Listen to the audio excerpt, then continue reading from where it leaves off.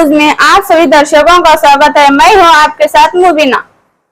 ಶಿಕಾರಿ ಕಾಲೋನಿಯಲ್ಲಿ ಪ್ರಕಾಶ್ ಮಿರ್ಜಿ ಅನ್ನೋವರ ಮಗನಾದಂಥ ಅಶ್ವಿನ್ ಪ್ರಕಾಶ್ ಮಿರ್ಜಿ ಸುಮಾರು 23 ವರ್ಷ ವಯಸ್ಸು ಬೆಳಗಿನ ಸಮಯ ಸುಮಾರು 10:30 11 ಗಂಟೆ ಮಧ್ಯದಲ್ಲಿ ಮನೆಯಲ್ಲಿ ಇದ್ದಾಗ ಅವರ ತಂದೆಯ ಲೈಸೆನ್ಸ್ಡ್ ಪಿಸ್ತೂಲ್ನಿಂದ ಅವರೇ ಗುಂಡನ್ನು ಹೊಡೆದುಕೊಂಡು ಸುಸೈಡನ್ನು ಮಾಡ್ಕೊಂಡಿರ್ತಾರೆ ಅಂತಂತ ಹೇಳಿ ಮಾಹಿತಿ ಬರುತ್ತೆ. ಸೊ ಇಮಿಡಿಯೇಟ್ಲಿ BLT ಹಾಸ್ಪಿಟಲ್ಗೆ ಶಿಫ್ಟ್ ಮಾಡಿದ್ದಾರೆ. ಬಟ್ ಈಸ್ ಬ್ರಾಡ್ ಡೆಡ್ ಅಂತ ಡಿಕ್ಲೇರ್ ಮಾಡಿದ್ದಾರೆ.